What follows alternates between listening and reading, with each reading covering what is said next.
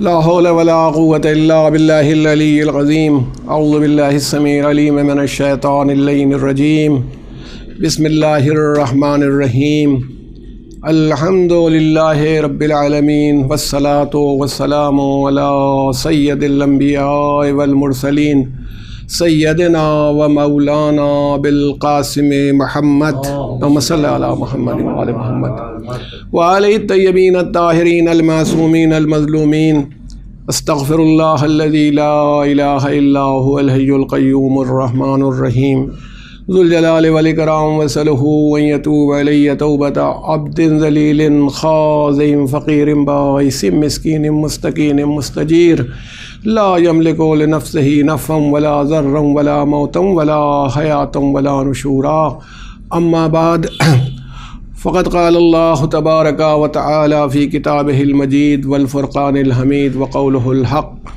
بسم اللہ الرحمن الرحیم. انا ہدیناہ السبیل اما شاکرا و اما کفورا. صلوات اللہم صلی علی محمد و آل محمد.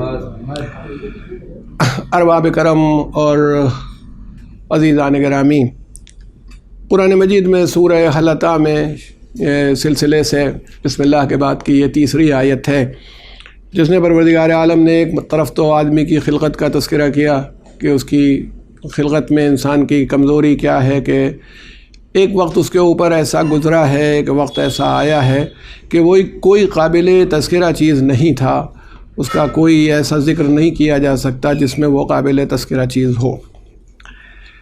اس کے بعد ارشاد فرمایا کہ ہم نے انسان کو جو بنایا اس کی خلقت کی ہے، تو اس کی خلقت کے ذیل میں یہ بات بتائی کہ اس کو ایک ماں سے اور ایک باپ کے ذریعے سے دنیا میں وجود دیا. اور شاید آپ کے ذہن میں یہ بات ہو جو میں نے آپ سے گزارش کی تھی اور آپ توجہ فرمائیں گے رہے ہیں تو یاد بھی ہوگی کہ ہر آدمی، یہ بھی اللہ کی خلاقیت کا ایک ثبوت ہے اس کے کریشن کا، کہ کوئی ایک آدمی دوسرے جیسا نہیں بنایا. ہر آدمی میں کوئی نہ کوئی کوالٹی ہے.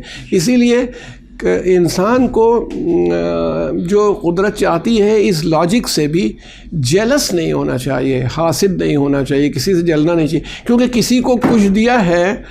اگر کسی کو پروردگار عالم نے کوئی چیز عطا کر دی ہے تو جو جل رہا ہے اس کو بھی کچھ دی ہے. وہ اپنی نہیں دیکھتا ہے، دوسرے کی چیزوں کو دیکھتا رہتا ہے، دوسرا کیا ہے، کیسے چل رہا ہے.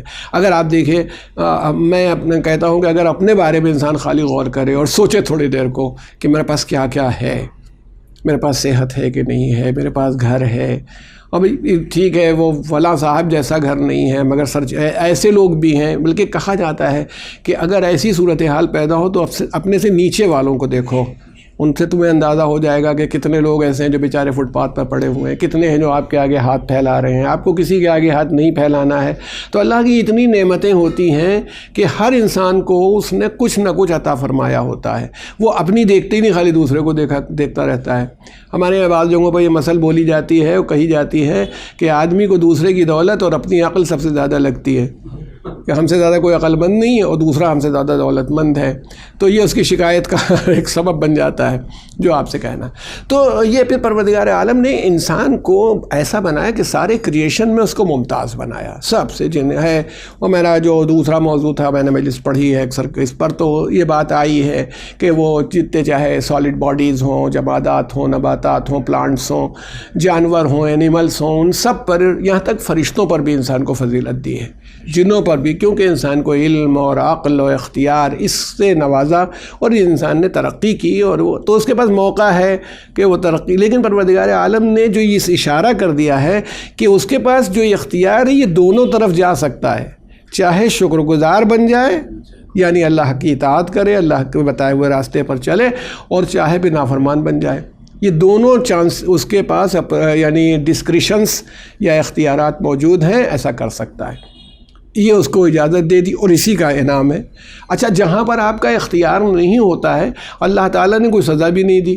مثال کے طور پر ایک آدمی دیوانہ ہے، پاگل ہے، بچپن ہی سے پاگل ہے، اس سے کبھی نہیں پوچھا کہ تم نے نماز پڑھی کہ نہیں پڑھی، خمس نکالا کہ نہیں، زکوٰۃ دی کہ نہیں دی. نہیں، جب تک بچہ نابالغ ہے اس سے نہیں پوچھا. پوچھ کس سے رہا ہے؟ جن کے پاس جو جاننا چاہیے تھا، جن کے پاس اختیار ہونا چاہیے تھا، ان سے سوال کیا جا رہا ہے. انہی سے پوچھا جائے گا. تو جن کے پاس اچھا جب جن چیزوں میں اختیار نہیں ہے، کبھی اللہ تعالیٰ یہ نہیں پوچھے گا کہ تمہیں ہارٹ بیٹنگ زیادہ کیا تھیں، کبھی نہیں پوچھے گا کہ تمہارے بلڈ پریشر کیوں زیادہ رہتا ہے یا تمہیں یہ بیماری کیوں ہو گئی تمہیں. وہ تو اگر جو جہاں آپ نے گڑبڑ کی ہوگی وہ بتا دے گا کہ کیا گڑبڑی تھی جس کی وجہ سے ہوئی، کیونکہ آدمی پر کوئی مصیبت نہیں آتی ہے مگر اس کی ہی لائی ہوئی ہوتی ہے. تو یہ جتنی چیزیں وہ تو موقع نہیں ہوتا، ورنہ آپ کے سامنے ذکر کرے. وہ ڈپریشن کیوں ہوتا ہے اگر اس کی تلاش کی جائے گی تو ابھی معلوم ہو جائے گا کہ ڈپریشن اللہ کی طرف سے نہیں ہوتا، بندے کی طرف سے ہوتا ہے. خود ہی ہوتا ہے ڈپریشن کہ وہ ہمارا طرز زندگی اور لائف اسٹائل جو ہو جاتا ہے وہ ہم کو اس میں مبتلا کرتا ہے. تو اللہ نے کہا کہ ہم نے سبیل دکھا دی. تو اب دکھائی کیسے اللہ نے سبیل؟ تو قانون حیات دیا ہمیں، لائف دی کہ یہ دی، اور ہر موقع پر گویا ایک لیڈر کو سامنے رکھا. یعنی آپ کے یہاں آج بھی اللہ تعالیٰ کا شکر ہے کہ اگر امام غیب کے پردے میں ہے، سامنے نہیں ہے، تو ایسے لیڈر آپ کے پاس موجود ہیں جو آپ کو راہ دکھانے والے ہیں، جو سیلفش نہیں ہے معاذ اللہ کہ ان میں کسی طرح کا یہ جذبہ ہو، کسی نہیں، ان میں وہ نیکی ہے، ایماندار ہیں، تقوی ہے، کوشش کرتے ہیں، اور اس تقوی و طہارت کی بنیاد پر آپ کو وہ روشنی ملتی رہتی ہے.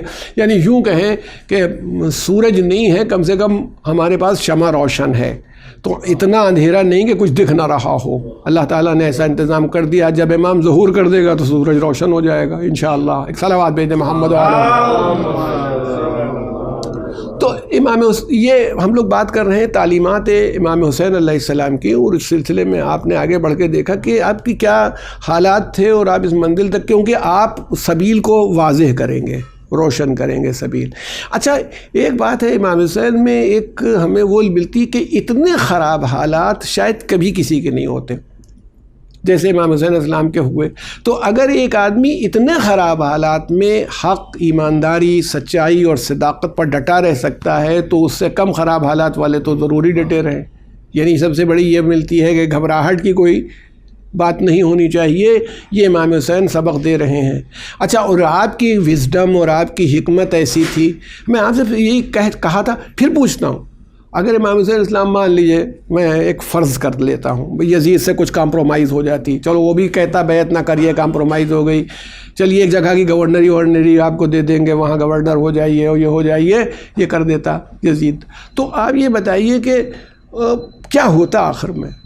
ارے آدھی مر جاتا ہے، چلا جاتا ہے، ختم ہو جاتا ہے. میں اتنے لوگوں کے نام میں نے لیے آپ کے سامنے جن لوگوں نے بیعت کر لی تھی، ختم ہو گئے، پیسے مل گئے، دولت مل گئی، اب باقی نہیں رہ گئے. باقی وہی لوگ ہیں جنہوں نے حق اور صداقت کا ساتھ دیا، وہی لوگ باقی ہیں. یزید کے ساتھ کتنے لوگ آئے تھے؟ وہ کوئی ہے.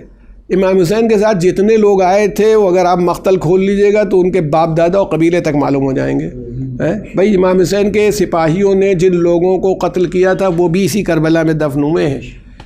میں کچھ پتہ نہیں ہے، کوئی پتہ نہیں ہو کسی کا قبیلے کا کوئی آدمی رہا بھی ہوگا تو وہ سانس نہیں لیتا کہ کہاں جنگل میں پڑے، ان کو اپنا کہے کہ بے عزتی ہماری ہو اور شان گھٹے.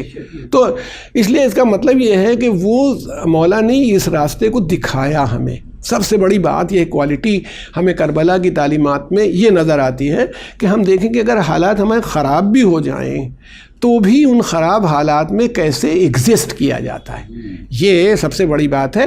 اور ہمیشہ ساتھیوں کے انتخاب میں گویا امام حسین کا یہ لیسن ہے، یہ سبق ہے جو ہم کو دیا گیا ہے کہ ساتھیوں کے انتخاب میں تعداد نہیں دیکھو، کوالٹی دیکھو. دوست بنانے کے وقت کوالٹی دیکھو. تو جب مولا کو ہم دیکھتے ہیں تو یہ دیکھتے ہیں کہ بھائی دیکھیے مدینہ اس قابل نہیں تھا کہ وہاں رہتے، مکے میں بھی کیا ہوتا اگر آپ قتل کر دیا تو یہی ہوتا. وہ ایک حاجی تھا، اس نکلا، اس نے قتل کر دیا. میں جیسے آج تک میں بلیو نہیں کرتا کہ حضرت علی کی شہادت میں کچھ خارجیوں نے ایک میٹنگ کی تھی اور اس میں 3 نکلے، انہوں نے کہا تم ان کو مار دو، تم ان کو مار دو، اور پھر تیسرا خارجی جو تھا اس نے آ کے حضرت علی کو شہید کر دیا. ارے تو حضرت علی کو شہید کرنے کے بعد ان کے پاس 20 سال کا وقت تھا اور لوگوں کے پاس، انہوں نے کیوں نہیں کیا؟ پھر دوسرے پر اٹیمپٹ کر لیتے، پھر کوشش کرتے. یہ گورنمنٹس اس کے اندر ہوتی ہیں، سب کہانیاں بنائی جاتی ہیں. اب آج تک ہم کہتے ہیں کہ امام حسن کو زہر دلوایا گیا. کوئی آپ بتائیے کہ گورنمنٹ کا نام اس میں بیچ میں کہیں سے آ جائے؟ نہیں آتا. جو زہر لایا گیا تھا جناب امام حسن السلام کے لیے ملتا ہے کہ وہ ایک ان کو یہ 8 بار اس سے پہلے زہر دیا گیا تھا، 9th ٹائم تھا، 9ویں بار تھا جس میں اثر ہوا ہے. تو وہ جناب زینب کے لیے ملتا ہے، اور ان کے وہ آپ جس سراہی میں آپ پانی پیتے تھے اس کو مہر بند کر دیتی تھیں. اٹھتے وقت آپ دیکھ لیتے تھے مہر لگی ہے کہ نہیں لگی ہے، اور آپ کو زہر کی وجہ سے پیاس بھی بہت لگتی تھی. یہ تھا تو اس میں زہر اوپر سے گھسا گیا تھا، جو کپڑا بنا ہوا تھا سراہی کے اوپر اس پہ گھسا گیا تھا. جو آپ نے انڈیلا پانی جس برتن میں کاسے میں آپ پینا چاہتے تھے انڈیلا ہے، تو اس میں زہر آ گیا تھا. اصل تو اندر تو گئے ہی نہیں، مان لیجئے زہر اس میں آ گیا، اور اس کی وجہ سے آپ کا جگر ٹکڑے ٹکڑے ہو گیا. لیکن ساری ذمہ داری بیوی کی ہے، اور بیوی کا نام بھی واضح نہیں ہے کیونکہ امام نے نہیں بتایا. تو اب ختم ہو گئی بات. ایک عورت نے قتل کر دیا اور کام ہو گیا. 1,00,000 دینار کی رشوت تھی، 1,00,000 دینار سرکار نے دیے. اور اس کا مطلب تو امام حسین علیہ السلام بھی ایسے ہی مدینے میں شہید ہو جاتے، مکے میں شہید ہو جاتے. اچھا آپ کہتے شہادت کی بنیاد پر جنت میں پہنچ گئے. ارے تو جو جنت کے جوانوں کا سردار ہے اس کا جنت میں پہنچ جانا نہ پہنچ جانا کیا معنی ہے؟ ان کے صدقے میں ہم لوگ جنت پہنچیں گے انشاءاللہ. ہم ان کی کیا ایسی حقیقت ہے کہ وہ جنت کے لیے پریشان ہے؟ وہ حقیقت ہے. وہ ایک ہمارے اہل سنت شاعر تھے، انہوں نے شعر کہا تو مجھے ہمیشہ یاد آ جاتا ہے کہ آل احمد کے لیے جنت کیا ہے. کوئی مصرع تھا یہ: جنت آ جاتی جو جنت کی ضرورت ہوتی. اس نے کہا تھا کہ آل احمد کے لیے حلہ جنت کیا ہے، جو عید کے لیے میں جوڑا آ گیا تھا. جنت آ جاتی جو جنت کی ضرورت ہوتی. اگر آل احمد چاہتے تو یہیں دنیا میں جنت آ جاتی. یہ آپ دیکھیں نا. تو یہ امام علی مقام کے لیے کوئی بہت بڑا، ہمارے لیے بہت بڑا منصب ہو سکتا ہے کہ بھائی چل چھٹی بھی جنت میں مزے کریں گے، اب ہمیں ثواب مل جائے گا، ہم نماز پڑھتے ہیں اور روزہ رکھتے ہیں تو یہ سارے جذبات ہوتے ہیں، یہ والا سورہ پڑھ لو، یہ والی صلوات پڑھو. حضرت اس سب سے بالا تر تھے. تو مگر آپ کو ان ناخوشگوار اور اگینسٹ جو حالات کہے جائیں، ان حالتوں میں بھی دیکھیے مولا کا یہ کمال جو ہمیں نظر آتا ہے وہ یہ ہے کہ آپ نے یعنی جتنی ویکنیسز تھیں سب جمع ہو گئی تھیں، انہی کو آپ نے طاقت بنا دیا. یہ سب سے بڑی جتنی کمزوریوں کو طاقت میں کنورٹ کر دینا. یہ اب جیسے مان لیجئے وہ یہ باب مصائب میں تو ہم نہیں ہیں. یہ بتائیے کہ جو سب سے اہم قربانی کربلا میں امام حسین کو الگ کر کے سوچیے تو کون سی ہے؟ جو سب سے چھوٹی قربانی ہے حضرت علی اصغر کی قربانی ہے. جو سب سے چھوٹا بچہ تھا اسی کو آپ نے قربان کیا اور اس منزل پر قربان کر دیا ہے کہ اس کا جواب کوئی ایکسپلینیشن نہیں دے سکتا کہ صاحب یہ ہوا تھا. اور یہ وجہ تھی. ہر چیز میں ممکن ہے، یہاں ممکن نہیں. تو اس لیے وہ جب امام علی مقام چلے وہ تو ایک، بلکہ میں پھر کہہ دوں شاید کسی موقع پر یہ بات آئے اور نکل جائے ذہن سے، میں آپ سے کہہ دوں. دیکھیں امام حسین علیہ السلام کا قتل ہو جانا یقینی تھا. چاہے مدینے میں قتل ہو جاتے، چاہے مکے میں قتل ہو جاتے، چاہے راستے میں قتل ہو جاتے، چاہے کوفے میں قتل ہو جاتے. یہ انہوں نے خود کہہ دیا تھا. میں یہ نہیں کہ فلاں صاحب کہہ رہے ہیں تو میں بتا رہا ہوں، تو امام نے خود ہی کہا تھا میں تو قتل کر دیا جاؤں گا. امام نے مقتل کا انتخاب خود کیا. تم قتل مجھے کر سکتے ہو مگر میں جہاں چاہتا ہوں وہاں قتل ہوں گا، تمہارے چاہے ہوئے سے نہیں ہوگا. وقت کا انتخاب میں کروں گا، جگہ کا انتخاب میں کروں گا. کربلا اس جگہ کا نام ہے. اگر مدینے میں قتل پتہ ہی نہیں چلتا، مکے میں قتل ہوتے معلوم ہی نہ ہوتا. کربلا میں جہاں پر آپ قتل ہوئے وہ گزرگاہ تھی. جو ٹریڈرز چلتے تھے وہ اس راستے سے چلتے تھے، ورنہ یہ ادھر خارجی کھڑا ہو گیا تھا، وہ ایک باغی تھا جو کھڑا ہوا، اس کو یزید کی فوجوں نے مار دیا. جب آج بغیر پیسہ پائے ہوئے یزید کی موافقت میں تقریریں ہوتی ہیں، برا نہیں کہنا چاہیے، ہم کو برا کہنا چاہیے، باقی یزید کو نہیں برا کہنا چاہیے. اللہ چاہے تو معاف کر دے، تو اللہ چاہے تو ہمیں بھی معاف کر دے. ختم ہو گئی بات، ہم لوگوں کو برا نہ کہا کرو.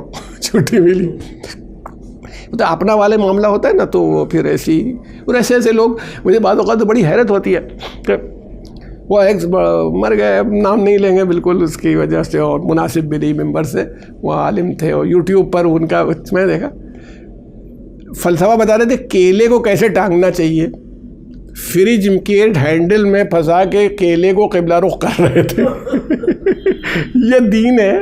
یہ لوگ امام حسین کے مقابلے میں آ رہے ہیں. آپ بتائیں امام حسین کے مقابلے میں کہ کیلا کیوں کر ٹانگا جائے اور کیسے ٹانگا جائے؟ کوئی بات ہے؟ کہ کیلے ٹانگنے میں بھی جہاں جس کو جو اپرچونٹی ہو، جیسی سہولت ہو ویسا کام کرے گا۔ تو امام عالی مقام نے دیکھیے جب ان کا یہ بات طے تھی کہ مقتل انہیں خود طے کرنا ہے، سو انہوں نے طے کیا کربلا ہے۔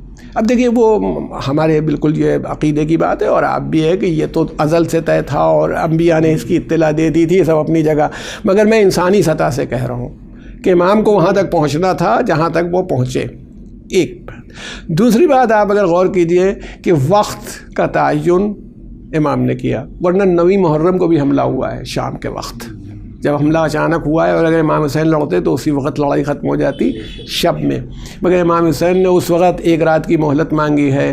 جبکہ کربلا میں یہ بات بالکل صحیح ہے کہ مرنا آسان تھا، زندہ رہنا مشکل تھا۔ جو آدمی زندہ رہا اس کو پوری رات کی پیاس مزید برداشت کرنی پڑی اور دن کی، اور اگر شام کو 4 ساڑھے 4 بجے حملہ ہوا ہے اور رات ہی میں ختم ہو جاتی جنگ، تو سب لوگوں کو 1 رات 1 دن کے پیاس سے فرصت مل جاتی۔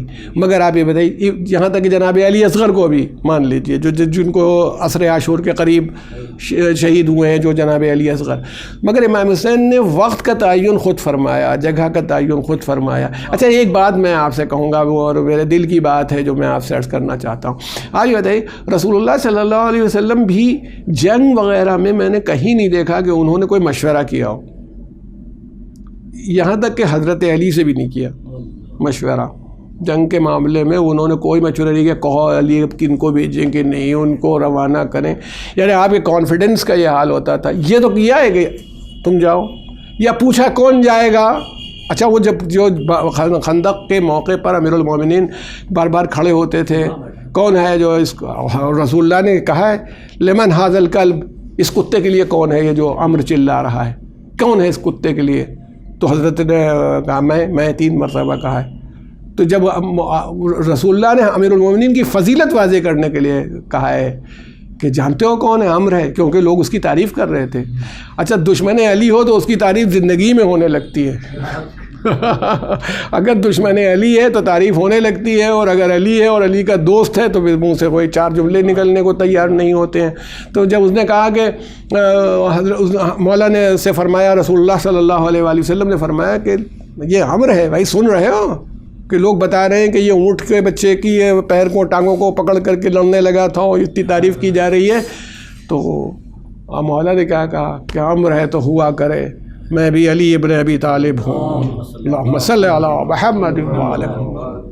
تو مگر دیکھیے مشورہ نہیں کیا رسول اللہ نے، علی بتاؤ آپ کیا کریں، حمزہ بتائیے اب ہم کیا کریں، ہمیں تو نہیں ملتا۔ پہلے سے یہ کہ بھئی لڑائی ہو نہ ہو، وہ بھی ٹریننگ کے لیے ان لوگوں کے ہے کہ جو ہیں سیکھ لیں کیا ہوتا ہے۔ امام حسین نے بھی نہیں کربلا میں مشورہ کیا کہیں سے، ذرا آؤ حبیب ابن مظاہر، ان کو رکھا ہے، میمنے کا سردار بنایا جناب زہیر ابن قین کو 20 سپاہیوں کے اوپر، میسرے کا سردار جو لیفٹ ونگ تھا اس میں جناب حبیب ابن مظاہر کو سردار بنایا 20 آدمیوں پر، قلب لشکر 32 آدمیوں کا بنایا، علم جناب عباس کو دیا، اور بیچ قلب لشکر میں تمام آپ اعزا بنی ہاشم کے لوگ اور دیگر لوگ تھے، 32 آدمی اب سمجھ لیجیے آپ۔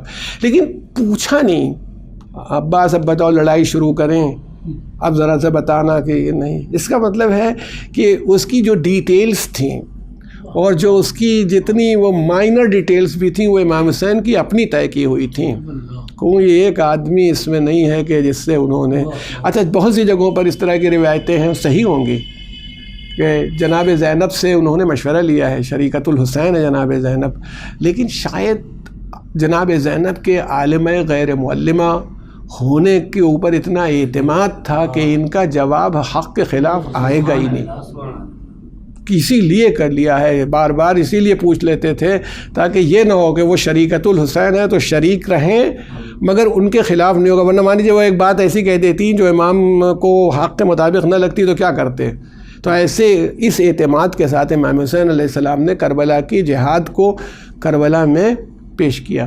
اچھا اب آپ غور کیجئے کہ جب امام نے ان نامساعد حالات میں جا کر کے کربلا میں آپ دیکھیے کیا تو پوچھتے تھے لوگ آپ کیوں جا رہے ہیں، غور کر لیجئے گا اسی رخ کو۔ تو کبھی میں نے کل بھی شاید کہا تھا کہ یہ نہیں کہا تختہ الٹنے جا رہا ہوں یزید کے تو میں اینٹ سے اینٹ بجا دوں گا، اس کے محل کی اس کو میں یہ کر دوں گا اس کو. آپ نے فرمایا اپنے جد اپنے نانا کی امت کی اصلاح کے لیے جا رہا ہوں. کیوں جا رہا ہوں؟ امر بالمعروف اور نہی عن المنکر کے لیے جا رہا ہوں. یعنی اچھی باتوں کو، اچھائی کو سکھاؤں، بتاؤں اور بری باتوں سے روکوں.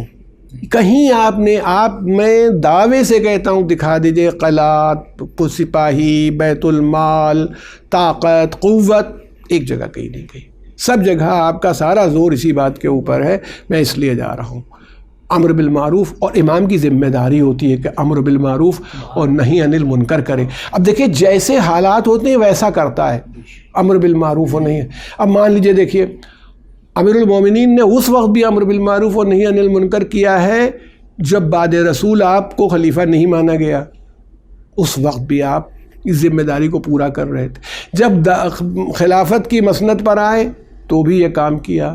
اچھا ائمہ کی دیکھیے اختلاف، کبھی میرے تمام سامعین جو تشریف فرما ہیں ان سے یہ بات کہنا چاہتا ہوں کہ اختلاف جو ہوتا ہے یاد رکھیے وہ ائمہ میں نہیں ہے، آپس میں حالات میں ہے، اماموں میں نہیں. امام حسن میں اور امام حسین کی اپروچ مختلف نہیں ہے.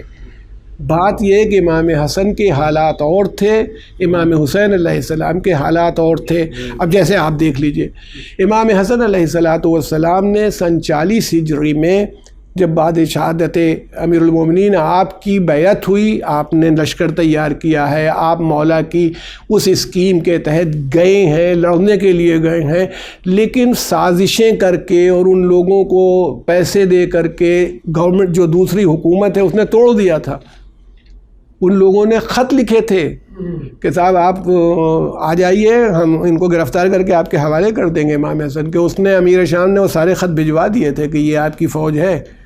اب بتائیے اس طرح کے سپاہیوں کے ساتھ ایک امام کیا کر سکتا ہے؟ مظلومیت کے ساتھ قتل ہو سکتا ہے، بغیر نتیجہ برآمد ہوئے قتل ہو جائے یا گرفتار کر لیا جائے اور لے جا کر کے سیریا میں دمشق میں قتل کر دیا جائے. تو اس کا مطلب یہ ہے دیکھیے کہ امام حسن علیہ السلام نے ان حالات میں جب، اور سلو بھی نہیں، سیز فائر کیا تھا اس کی زندگی تک، تمام شرائط کے ساتھ اس کی زندگی تک ہوا تھا.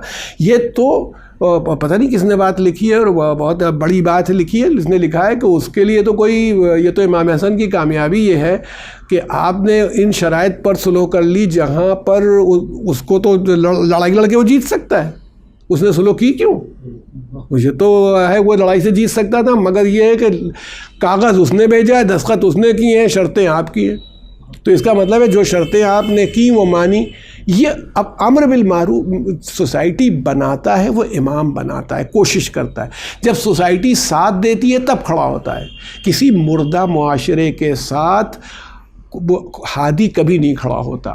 اس معاملے میں میں آپ لوگوں کے سامنے دست بستہ عرض کروں گا اور کہوں گا کہ یہ جو کہا جاتا ہے یا الہی امام ظہور فرمائیں اور ہم لوگ ان کے مددگاروں میں شامل ہوں، سب زبانی ہے. یہ سب لوگ اپنے اپنے دل سے بتائیں کہ ہم لوگ سب تیار ہیں کہ امام ظہور فرمائیں اور ہم لوگ چلیں اور آپ کی نصرت کریں. نہیں تیار ہیں ابھی اگر آپ تلاش کریں تو امام ظہور. اچھا امیر المومنین بھی تب لڑنے کے لیے نکلے جب ایک بہت بڑی تعداد آپ کے ساتھ ہو گئی کہ ہم آپ کے کاز میں شریک ہیں، آپ چلیے.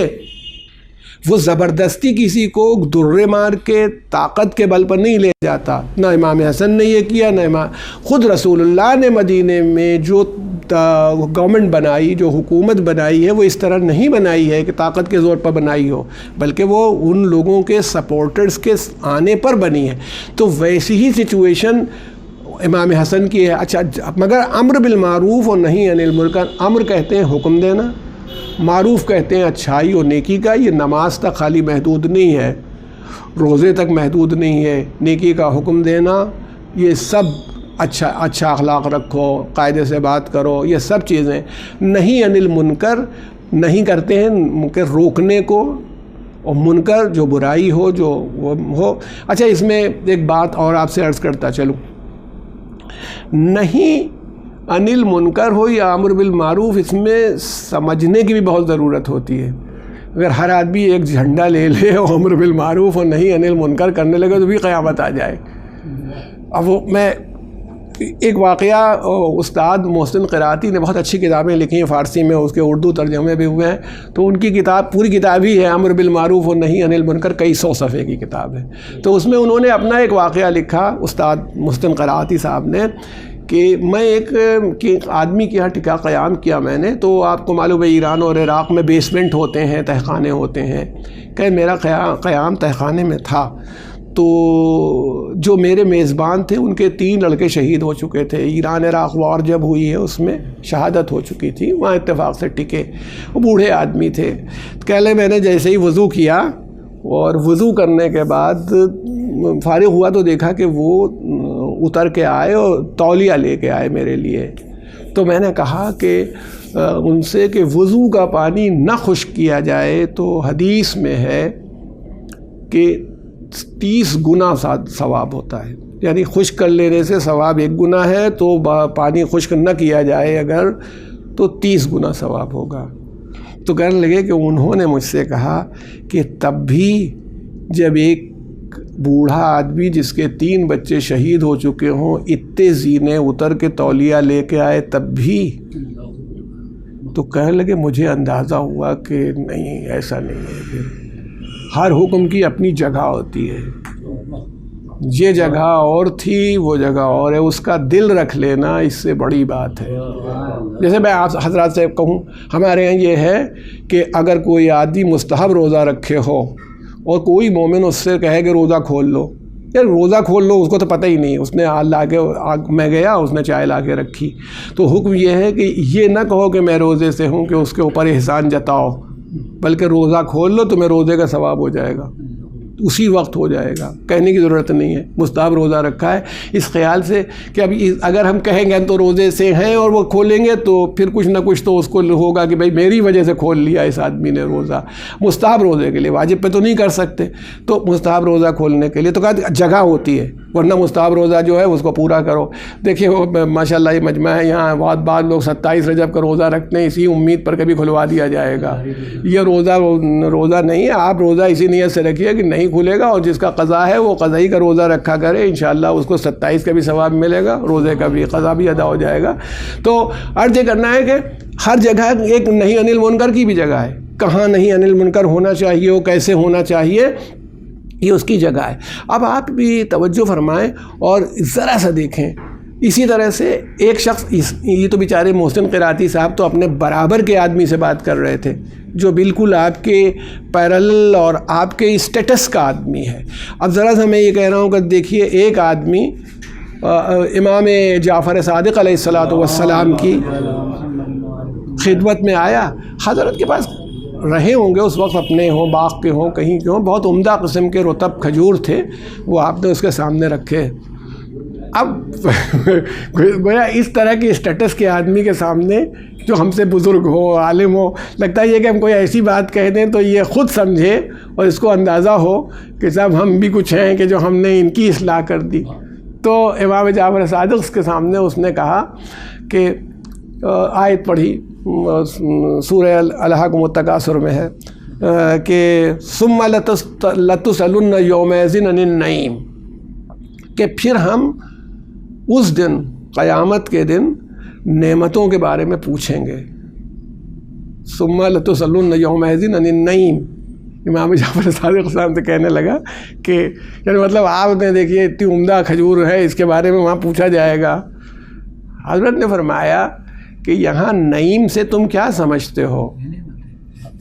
نعیم سے ولایت و رہبری جو ہماری ہے اس کے بارے میں سوال ہوگا کہ ہم نے تمہیں ان لوگوں کی جو ولایت اور رہبری دی تھی یہ ہماری بڑی نعمت تھی، یہ ہدیناہ السبیل والے تھے، یہ راستہ دکھا رہے تھے، ان کے بارے میں پوچھیں گے۔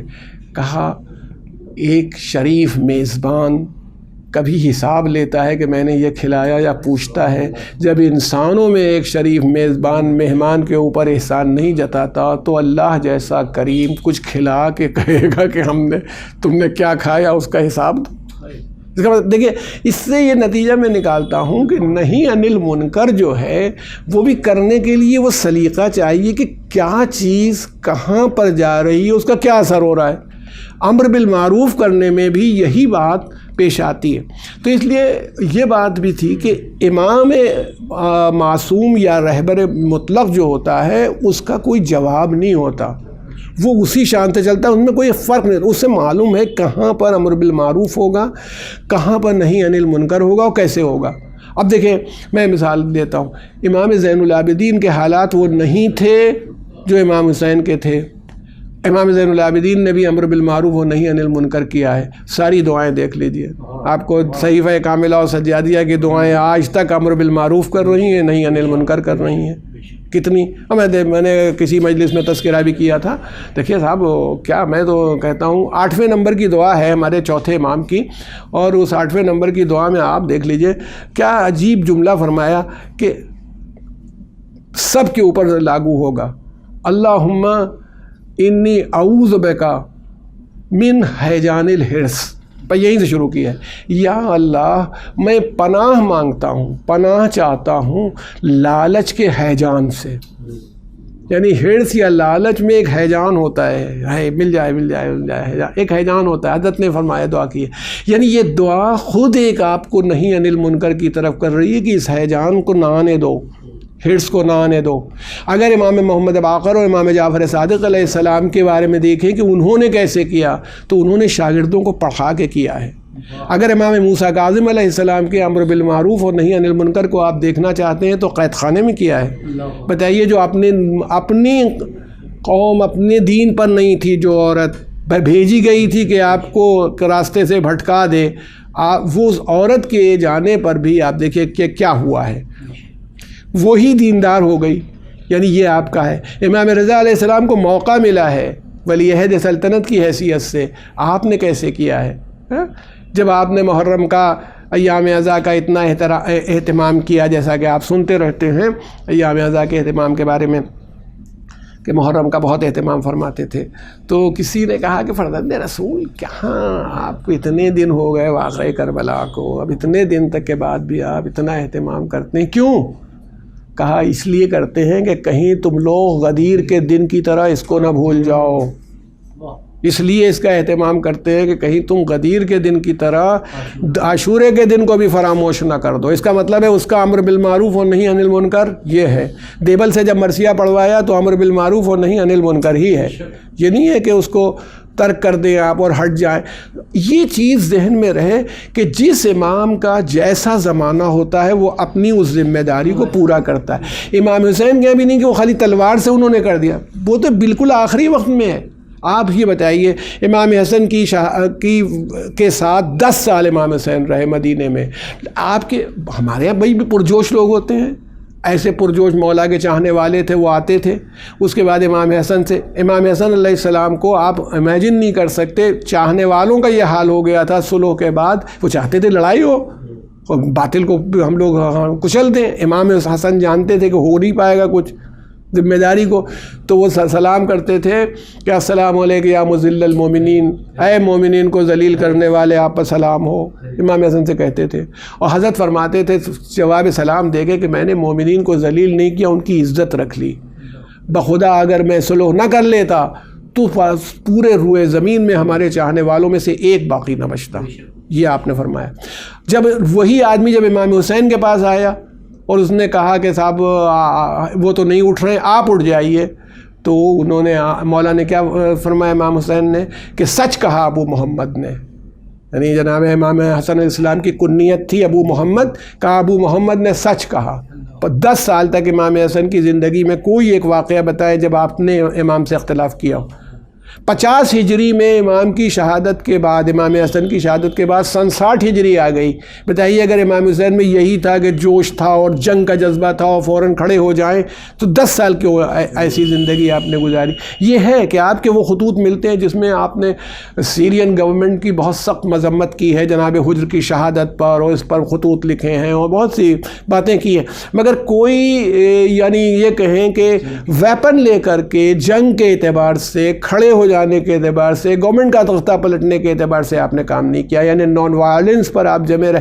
یہ سارا موومنٹ تب شروع ہوا جب بیعت کا سوال آپ سے ہوا، جب آپ سے مانگا گیا کہ آپ وفاداری کا اعلان کیجئے کہ آپ وفادار رہیں گے، ہم صحیح کریں تو غلط کریں تو تو امام عالی مقام نے تب اس کے بعد انکار کیا۔ اب ان کی ذمہ داری کوفے والے کہہ رہے تھے کہ ہمارا کوئی صحیح غلط بتانے والا نہیں ہے، ہمیں امر بالمعروف اور نہی عن المنکر کریے، ہمارے پاس آئیے۔ اچھا اگر امام حسین نہ جاتے تو آج ساری دنیا کہہ رہی ہوتی کوفے والے بلا رہے تھے گئے نہیں، چلے جاتے تو وہ سب مدد کرتے اور ساتھ دیتے۔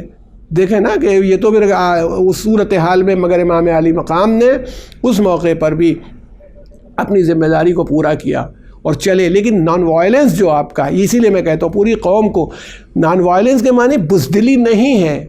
نان وائلنس کا مطلب یہ ہے کہ بلا وجہ طاقت کا استعمال نہ کیا جائے، اپنی ڈومین میں رہتے ہوئے کام کیجئے۔ طاقت بالکل آخر میں استعمال ہوتی ہے۔ میں کبھی کبھی کہتا ہوں اور آپ سے بھی پوچھتا ہوں، کبھی امیر المومنین نے آپ سے یہ کہا ہے کہ آؤ آپ آج بیٹھنا، جنگ کرنے جا رہا ہوں، دیکھنا بھی تلوار چلاتا ہوں؟ نہیں، تلوار چلانا تو محمد و آل محمد کی مجبوری تھی کہ جب وہ مجبور کر دیے جاتے تھے کہ بھائی کچھ ظلم کا مقابلہ کریں تب تلوار چلاتے تھے۔ امر خود آیا تھا، میں آپ سے اکثر کہتا ہوں اور آج پھر کہہ رہا ہوں، آپ بتائیے۔ امر آیا، امیر المومنین رسول اللہ کے کہنے سے جا چکے لڑنے کے لیے، اس سے آپ نے کیا پوچھا ہے؟ اس نے کہا تم 3 باتوں میں سے ایک بات مان لیتے ہو نا جو تم سے لڑتا ہے؟ کہاں میں نے تو یہ عہد کر رکھا ہے، کہا آپ اسلام قبول کر لو، کہو اشہد ان لا الہ الا اللہ واشہد ان محمد رسول اللہ۔ اب اگر وہ اشہد ان لا الہ الا اللہ واشہد ان محمد رسول اللہ کہہ دے تو لڑائی ختم، لڑائی کی وجہ ہی ختم ہو گئی۔ جیسا کہا یہ تو نہیں کہیں گے، ہم تو اسی لیے لڑنے آئے کہ ہم مانتے ہی نہیں۔ تو پھر دوسری بات امام حضرت نے کیا فرمائی؟ حضرت نے فرمائی کہ واپس چلے جاؤ۔ اچھا جو واپس جائے گا تو کلمہ پڑھتا ہوا جائے گا، واپس جائے گا تو وہ انکار ہی کی صورت میں جائے گا۔ اس کا مطلب ہے امیر المومنین نے کوئی بھی ہو، اگر وہ غیر مسلم بھی ہو تو اس کے حق حیات کو تسلیم کیا ہے کہ اگر وہ دوسروں کو نقصان نہ پہنچائے، ظلم نہ کرے تو واپس چلا جائے۔ لیکن جب وہ واپس جانے کو تیار نہیں ہوا تو پھر آپ نے کہا بھئی میں ٹہلتا ہوا آیا ہوں، چلتا ہوا تمہارے سامنے، تو گھوڑے سے نیچے اتر آؤ۔ تیسری شرط اگر یہی ہے تو آپ برابر سے مقابلہ ہو جائے۔ تو آپ کیا کرتے مولا؟ تلوار نہ چلاتے، ان کی مجبوری تھی۔ جس چیز کے لیے انہوں نے دعوت دی قوم کو، اس کی طرف بڑھنے کا جذبہ نہیں پیدا ہوتا۔ سلونی قبل ان تفقدونی، پوچھو کہ قبل اس کے کہ تم مجھے کھو دو، اپنے علم پچاتے ہیں۔ کہا بھی ہے شاید مولا نے کہیں پر ارشاد فرمائی ہے، بات اکثر نقل کی جاتی ہے کہ کوئی آپ کے دل میں حسرت رہ گئی، کا 2 حسرتیں باقی ہیں۔ ایک حسرت یہ ہے کہ جتنا میں دے سکتا تھا اتنا کسی نے مانگا نہیں مجھ سے، سخی ہیں مولا کہہ رہے ہیں کہ میں اتنی نہیں۔ اور ایک بات یہ تھی جتنا میرا علم تھا میں چاہتا تھا لوگ سیکھیں، اتنا لوگوں نے مجھ سے پوچھا نہیں۔ یعنی دونوں ہی حسرتیں، ایک علم کی ہے ایک سخاوت کی ہے، باقی کوئی حسرت آپ کے دل میں نہیں۔ تو امام حسین علیہ الصلوۃ والسلام کی شان یہ تھی کہ انہوں نے امر بالمعروف اور نہی عن المنکر کا کوئی یعنی یوں کہیں موقع چھوڑا نہیں۔ میرے مولا جس وقت چلے وہاں سے لے کے جو ملتا تھا، بلکہ آپ نے بعض شجاع لوگوں کو، مضبوط لوگوں کو جو نہیں آئے آپ کے ساتھ، ان کو بھی کیا، امر بالمعروف و نہی عن المنکر کیا۔ کیسے؟ دیکھیے عبید اللہ ابن حر جعفی ایک شخص ہے، یہ امیر المومنین سے لڑا تھا کئی جنگوں میں، بہادر آدمی تھا، شجاع آدمی تھا۔ اچھا مولا کی نگاہ میں بھی قدر تھی، اپنی پارٹی کا ہو نہ ہو، اس میں کوئی اگر ہنر ہو، بیوٹی ہو، اس میں قوت ہو، طاقت ہو تو اس کا لحاظ تھا۔ آپ نے اس کو بلوایا، وہ جانتا تھا کہ یہ جا رہے ہیں گورنمنٹ کے خلاف ہیں تو ہر آدمی گھبراتا ہے، وہ پھر کچھ عقیدت بھی نہیں رکھتا تھا، تو وہ عبید اللہ ابن حر جعفی جو تھا وہ آیا نہیں، تو امام خود گئے۔ اس کی توجیہ بھی کی ہے، ایک عالم دین نے بہت اچھی بات کہی ہے کہ امام کیوں گئے؟ کہا بھائی مریض کبھی کبھی اس عالم میں ہوتا ہے کہ ڈاکٹر کو جانا پڑ جاتا ہے، تو وہ مریض تھا، گناہگار تھا، اس لیے امام حسین علیہ السلام کہ مریض نہیں آ رہا تو ڈاکٹر ہی چلا جائے۔ تو وہ کہتا ہے جب وہ تشریف لائے اور جناب علی اکبر کے ساتھ آئے، میں ایسا نورانی چہرہ تو میں نے دیکھا ہی نہیں تھا۔ تو عبید اللہ ابن حر جعفی کہتا ہے کہ مولا بیٹھے اور مولا نے کہا دیکھو تم نے اپنی زندگی میں بہت گناہ کیے، تم امام وقت سے لڑے، تم آئے، تمہیں موقع دیتا ہوں کہ میری نصرت کرو اور اپنے ان گناہوں کا کفارہ ادا کرو اور تمہیں شہادت کا درجہ حاصل ہو، تاکہ تم یعنی یہ نہیں کہا کہ تم بچ جاؤ گے میں تمہیں بہت بڑی پوسٹ دوں گا، تم پھر منسٹر بن جانا ہو، گورنر بن جانا، کچھ نہیں کہا۔ وہ کہنے لگا مولا مجھے معلوم ہے میں کوفے کو حال دیکھ چکا ہوں، اتنی فوج تیار ہو رہی کہ آپ بچ نہیں سکتے، اس لیے میں آپ کا ساتھ نہیں دے پاؤں گا. ایک بات ہو سکتی ہے، یہ میرا گھوڑا ہے، ایسا عمدہ گھوڑا ہے حضور کہ اگر میں بیٹھ کے نکلوں تو کوئی مجھے پکڑ نہیں سکتا، اور جس کو پکڑنا چاہوں وہ جا نہیں سکتا. تو مولا نے کیا فرمایا؟ پھر دیکھیے اس کو ارشاد فرمایا، میں گناہ گاروں کے مال کو نہیں لیتا. اٹھ کے چلے گئے. واقع کربلا کے بعد پوری زندگی عبید اللہ ابن حر جعفی رویا کرتا تھا کہ امام آئے تھے، حسین آئے تھے ہم سے مدد مانگنے کے لیے، ہم گئے نہیں. امام آئے تھے، ہم گئے نہیں. اچھا، اس کے برعکس دیکھیے یہ جناب زہیر ابن قین کا بھی نظریاتی رشتہ امام حسین سے نہیں تھا اس وقت تک. وہ بھی حج کر کے لوٹ رہے تھے اپنی بیوی کے ساتھ، تو امام حسین کے خیمے کے قریب نہیں رہتے تھے، دور دور خیمہ برپا کرتے تھے جناب عالی. اور اس عالم میں امام نے ان کو بلوایا. یہ نہیں ہوا کہ آپ تشریف لائیں ہو، جب بلوایا تو انہوں نے اپنی بیوی سے کہا حسین ابن علی بلا رہے ہیں، حالات ایسے ہیں، حکومت کے خلاف ہے، جاؤں کہ نہ جاؤں؟ تو بیوی نے کہا تمہارے اوپر افسوس ہے کہ رسول اللہ کا فرزند تم کو بلائے، بیٹا بلائے، تم کو میں سوچ رہا ہوں. کیا سوچنے کی جگہ ہے؟ ارباب کرم، یہ سننا تھا کہ جناب زہیر ابن قین آئے، اور بس اب وہ اب وہی بات ہوتی ہے جس میں صلاحیت ہوتی ہے. دیکھیے جو آیت ہم لوگوں کا سرنامہ کلام ہے کہ اما شاکرم و اما کفورا، جس کا جو چاہے وہ شکر گزار بن جائے. ایک نافرمان کو دیکھا آپ نے، عبید اللہ ابن حر جعفی کو. اس شکر گزار بندے کو دیکھیے کہ یہ آیا ہے کاہے کے لیے؟ حج کر کے جا رہے ہیں. اب آئے لوٹے تو خیال کیا کہ یہ بیوی بھی جو ہے اب میں چلا جاؤں گا، تو روایت ملتی ہے کہ طلاق دے دی. اب طلاق بھی ہمارے یہاں تو ایک ہی دی جاتی ہے، ایک ساتھ تو کہیں ہوتی بھی نہیں ہے. اور وہ لیکن بیوی ویسی موجود، وہ اپنا دور پر رہیں. یہ آئے امام حسین کی خدمت میں. امام نے انہیں کیا درجہ دیا؟ بس آپ کی زحمت تمام کرتے ہو. درجہ کیا دیا کہ جب روز عاشور لشکر تیار ہوا، دیکھیں ایک یہ ہے جس پر نہیں امر بالمعروف نے اثر کیا ہے، اس کو درجہ کیا دیا؟ اتنے بڑی بڑی شخصیات تھیں کربلا میں، 72 آدمیوں میں 9 10 تو حافظ وہ صحابہ کرام تھے رسول اللہ کے، 8 یا 9 حفاظ قرآن تھے. بریر ابن خزیر حمدانی، اور کون کون لوگ تھے بھائی، کوئی معمولی چیزیں نہیں تھیں. ان میں آپ میمنہ، رائٹ ونگ زیادہ اسٹرانگ ہوتا ہے لیفٹ کے مقابلے میں، میمنے کا سردار جناب زہیر ابن قین کو بنایا، یہ درجہ دیا. یعنی میں کہتا ہوں حر وہاں 1000 سپاہیوں کا سردار تھا، مگر حسین کی مندر کے پاس آیا ہے تو ایک سپاہی کی حیثیت سے کھڑا ہوا ہے. امام کی شان کیا تھی؟ تو جناب زہیر ابن قین کو جب شب عاشور گفتگو ہونے لگی اور جب وہ بیٹھے بات چیت ہوئی ہے، تو میں کہتا ہوں کہ عجب منظر میں نے دیکھا کہ پہلے جناب مسلم ابن اوسج اسدی اصحاب میں تقریر کی. مسلم ابن اوسج اسدی کی تقریر کے بعد کھڑے ہوئے جناب سعید ابن عبداللہ حنفی، اور انہوں نے یہ کہا تھا، عجیب بات کہی تھی جو وہ سوچی نہیں جا سکتی، وہ امیجن نہیں کی جا سکتی. کہا فرزند رسول، یہ تو ایک بار قتل ہو جانا ہے آپ کی محبت میں، ایک بار قتل ہو جاؤں گا. اگر 70 مرتبہ قتل کیا جاؤں، اور جب قتل کیا جاؤں لاش جو ہے جلا دی جائے اور راکھ ہوا میں منتشر کر دی جائے، اور پھر زندہ کر دیا جاؤں، تو آپ کی نصرت سے پیچھے نہیں ہٹوں گا. یہ ایک بار کی بات ہے، آپ کیسے کہہ رہے ہیں کہ ہم چھوڑ کے چلے جائیں؟ اسی لیے ایک میں کہتا ہوں کہ امام حسین نے سب کو آزمائش کی اس منزل میں لا کے کھڑا کر دیا تھا کہ حق و صداقت کی جو لڑائی ہو رہی ہے اس میں افراد اہم نہیں ہیں، ان کا جذبہ اہم ہے، کتنے لوگ ہیں، کیسے ہیں. تو جب سعید ابن عبداللہ حنفی بیٹھ گئے تو جناب زہیر ابن قین کھڑے ہوئے، جو ہے آپ کو مل جائے گی تمام کی مقتل میں بھی روایتیں مل جائیں گی. اب انہوں نے دیکھیے لگتا تھا کہ جیسے الفاظ ناکافی ہو رہے ہیں جذبے کو ظاہر کرنے میں. ایک مرتبہ کہا جناب زہیر ابن قین نے کہ مولا 70 نہیں، اگر 1000 بار قتل کیے جائیں اور یہی عمل کیا جائے اور پھر واپس کیا جائے ہم کو، تو آپ کی نصرت سے پیچھے نہیں ہٹیں گے. یعنی یہ جذبہ دیکھیے، حسین ایک آدمی کو لے کے آئے، ابھی چند دن پہلے آیا ہے، مگر ایمان کی اس منزل میں ہے کہ 1000 مرتبہ بھی قتل ہو جانے کو تیار ہے، مگر حسین کا ساتھ چھوڑنے کے لیے تیار نہیں ہے. باب کرم، یہ میرے مولا کا کارنامہ ہے. بس آپ کی زحمت تمام کرتے ہو، یہ 1 2 کا نہیں. اتنے کم دن رہتے ہیں، کس صحابی کا ذکر کیا جائے اور کتنا کیا جائے سمجھ میں نہیں آتا. لیکن میں کہتا ہوں اگر آپ خود سوچئے، جناب مسلم ابن اوسج اسدی رسول اللہ کے صحابی تھے، کیا عمر رہی ہوگی ان کی؟ عمر کو میں اگر جب اندازہ کرتا ہوں تو لگتا ہے کہ بھئی 70 75 80 سال کے قریب رہے ہوں گے. مسلم ابن اوسج اسدی حملہ جب ہوا، پہلا حملہ ہوا جس میں بہت سے اصحاب شہید ہو گئے ایک ساتھ. جب پہلا حملہ ہوا ان لوگوں نے یعنی یلغار کر دی، حملہ ہوا تو ایک مرتبہ ان کی کنیز مسلم ابن اوسجا کی کنیز چیخ اٹھی، واہ مسلم ابن اوسجا، اس نے آواز لگائی رونے کی، تو یزید کے لشکر کو معلوم ہو گیا تو وہاں شادیانے بجنے لگے.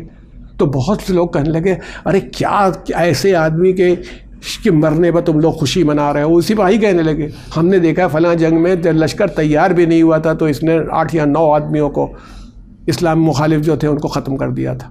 یعنی یہ دیکھیے ان کا تو مسلم ابن اوسجا صدی کا آخری وقت تھا بالکل، یعنی دم ٹوٹ رہا ہے، بوڑھا صحابی ہے، دنیا سے رخصت ہو رہا ہے. حبیب بن مظاہر کوفے کے تھے، دوست تھے، اسی کی عمر کے تھوڑا کم عمر جناب مسلم کے قریب کھڑے ہوئے اور کہا مسلم بیوی موجود ہے خیمے کے اندر، کنیز موجود ہے، یعنی یہ سب ہے. ایک مرتبہ کہا مسلم اگر یہ یقین نہ ہوتا کہ تمہارے پیچھے پیچھے آ رہا ہوں، بس میں تم چل رہے ہو میں بھی تمہارے پیچھے آ رہا ہوں، تو تم سے کہتا وصیت کرو. میں کیا کروں، میں تو تم شہید ہو جاؤ گے، ابھی تمہارے پیچھے وصیت تو اس سے کی جائے جو وقت پائے اور وصیت کو پورا کرے. تو آدمی کیا کہے ایسے موقع پر، کیا کرنا چاہیے تھا. تو طاقت جسم سے جواب دے چکی ہے. آپ ایک اندازہ کیجئے بوڑھا آدمی ہے، بھوکا ہے، پیاسا ہے، جنگ کر چکا ہے. ایک مرتبہ انہوں نے انگلی اٹھائی امام حسین علیہ السلام کی طرف انگلی اٹھائی اور سب سے کہا اسی کو میں لاؤ، تم سب کو اس کے لیے وصیت کرتا ہوں. بس جان نکل گئی، آپ کی جان رخصت ہو گئی، مگر آپ نے جو وصیت کی ہے وہ اسی کو ملا. میں تم سب کو وصیت کس کے لیے کر رہا ہوں؟ اس شخص کے لیے کر رہا ہوں جو کھڑا ہوا. میں یہ کہتا ہوں بس آپ کی زحمت طواف کرتے ہوئے یہ پوچھنا چاہتا ہوں کہ جس کے ایسے اصحاب ہوں وہ کیسے اپنے اصحاب کو آواز نہ دے. عالم کیا تھا وہ آپ نے جب آخری وقت آیا، جس وقت آپ رخصت کے لیے امام علی مقام آئے ہیں، اور عالم یہ تھا کہ فَيَنْظُرُ يَمِينًا وَشِمَالًا فَلَمْ يَرَ أَحَدًا، کبھی داہنی طرف دیکھتے تھے کبھی بائیں طرف دیکھتے تھے، کوئی ایک نہیں دکھتا تھا. فَبَكَى بُكَاءً شَدِيدًا، تو روایت کی لفظ ہیں کہ آپ چیخیں مار کے روئے، داڑے مار کے روئے. اس کے بعد آئے، اس کے ایک عجیب شان تھی، اور آنے کے بعد اس خیمے کی طرف گئے جہاں پر لاشیں لالا کے لٹائے تھے ان کے. اور اس کے بعد ایک مرتبہ جب استغاثہ کی آواز نہیں آئی تو آپ نے آواز دی یا فرسان الحجا، اے میرے شہسوار ہو، تم آواز نہیں دے تو تمہارا امام دے رہا ہے. یا عباس، یا حبیب، یا مسلم ابن اوسجا، سب کو آواز دینا چاہیے تھی ہے. اور سب آواز جیسے ہی ان کے نام لیے کٹی ہوئی گردنوں سے آواز آنے لگی لبیک یا ابن رسول اللہ. ارے ہم آپ کی نصرت سے پیچھے ہٹنے والے نہیں، بس ایک مرتبہ حکم ہو جائے حاضر ہونے کے لیے تیار ہیں. میں کہتا ہوں اے فرسان الحجاج کی سند پانے والوں، تمہاری شان یہ ہے. مگر میں ایک جب جملہ سنتا ہوں کہ اینا اینا مسلم، اینا اینا حبیب، اینا اینا عباس، تو ایک منزل عصر کے وقت نظر آتی ہے کہ ایک بی بی پکار رہی اینا اینا ابا عبداللہ. ارے ابو عبداللہ کہاں ہے؟ جناب زینب اس لشکر میں تلاش کر رہی ہیں اور کہیں سے یہ صدا نہیں آتی کہ میں موجود ہوں اور سر سجدے میں رکھے ہوں. سیعلم الذین ظلموا ای منقلب ینقلبون. انا للہ و انا الیہ راجعون. الہی بحق الزہرا و ابیہا و بالہا و بنیہا. اللہم اغفر للمؤمنین والمؤمنات والمسلمین والمسلمات الاحیاء منہم والاموات. تعب بیننا و بینہم بالخیرات انک مجیب الدعوات انک علی کل شیء قدیر. آپ حضرات سے التماس ہے کہ ایک مرتبہ سورہ فاتحہ کی تلاوت فرما کے جناب محمد عالم صاحب اور تمام حاضرین جو تشریف فرمائیں، ان کے کل مرحومین و مرحومات جو ہیں ان سب کو، جملہ مومنین و مومنات کو ہدیہ فرمائیں. بسم اللہ الرحمن الرحیم. الحمدللہ رب العالمین الرحمن الرحیم مالک یوم الدین. ایاک نعبد و ایاک نستعین. اہدنا الصراط المستقیم صراط الذین انعمت علیہم غیر المغضوب علیہم ولا الضالین. اللہم صل علی محمد.